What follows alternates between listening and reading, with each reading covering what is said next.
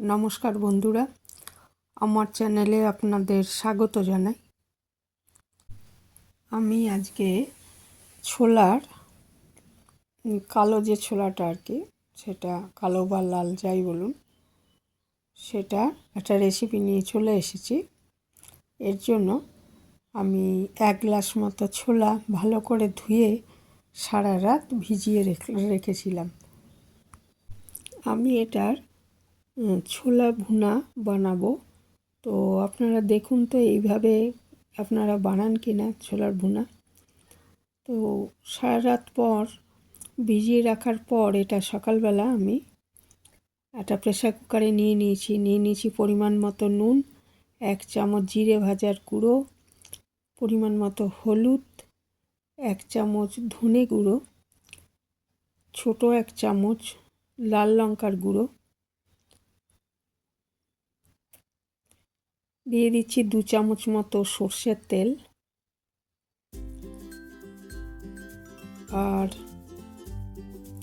এটা প্রেসার কুকারে নিয়েছি কারণ এটাই রান্না করব প্রেসার কুকারে, ওই জন্য একটা তেজপাতা দিলাম 2টো ছোটো এলাচ, 1 টুকরো দারচিনি, 2টো লবঙ্গ, একটা টমেটো টুকরো করে দিয়ে দিলাম, 3-4টে কাঁচা লঙ্কা চিড়ে দিয়ে দিচ্ছি, একটা মাঝারি সাইজের পেঁয়াজ কেটে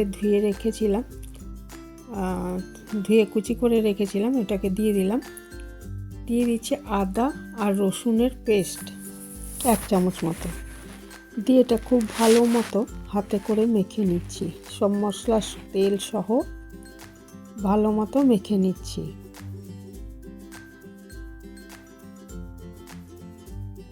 ভালো মতো মাখা হয়ে গেলে এটা আমি প্রথমে গ্যাসে এটা একটু কষিয়ে নেব আর কি। কষিয়ে নেওয়ার পর যখন তেল ছাড়তে আরম্ভ করবে তখন এটা পরিমাণ মতো জল দিয়ে 2-3টে সিটি দিয়ে নেব যাতে ছোলাগুলো সেদ্ধ হয়ে যায়। এমনিও ঢেকে রান্না করতে পারেন। আমি গ্যাসে বসিয়ে দিয়েছি, দিয়ে খুব ভালো মতো এটা কষিয়ে নিচ্ছি। সমস্ত তো দেওয়াই আছে, তেলও দেওয়া আছে, মিডিয়াম আছে এটা কষিয়ে নিচ্ছি ভালো মতো। ততক্ষণ কষাতে হবে যতক্ষণ না তেল ছেড়ে আসে। আর আমি তেলটা একটু কমই দিয়েছি, ইচ্ছে করলে আর একটু তেল দিতে পারেন, তবে আমি একটু রান্নায় কম তেল ব্যবহার করি বলে একটু কম দিয়েছি। এটা খুব ভালো মতো কষিয়ে নিচ্ছি। এটার মধ্যে কোনো রকম মিষ্টি দেবেন না, তাহলে ভালো লাগবে না খেতে। টমেটোর বদলে আমচুর দিতে পারেন এর মধ্যে।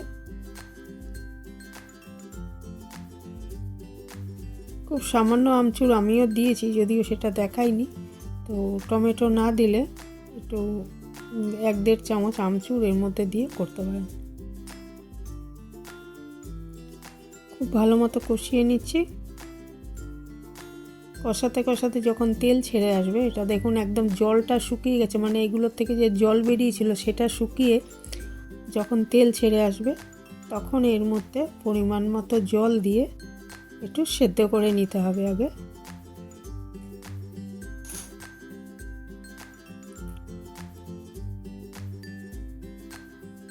ছোলাটা সেদ্ধ হয়ে গেলে তারপরে ঢাকনাটা খুলে যেটুকু জল থাকবে সেটাকে শুকিয়ে নিলেই এই ছোলা ভুনা রেডি হয়ে যাবে।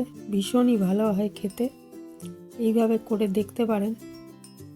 যে এইভাবে করলে এই ছোলাটা যারা খেতে চায় না তারাও আবার বানাবার জন্য বলবে এরকম রেসিপি।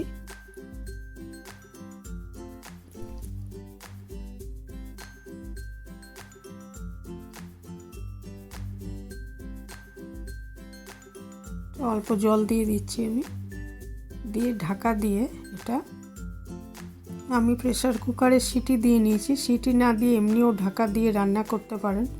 ছোলাটা যতক্ষণ সেদ্ধ না হয় ততক্ষণ রান্নাটা করে তারপরে ঢাকাটা খুলে জলটা একদম থাকবে না আর কি, একদম শুকনো হবে, 1 ফোঁটাও জল থাকবে না।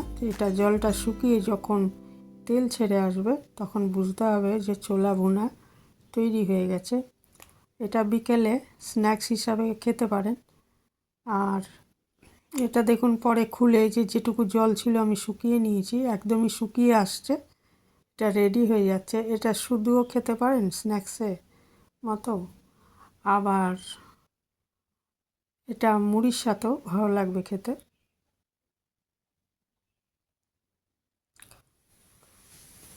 আমার ছোলা ভুনা একদমই রেডি, ভীষণ ভালো হয় খেতে, একবার করে দেখতে পারেন,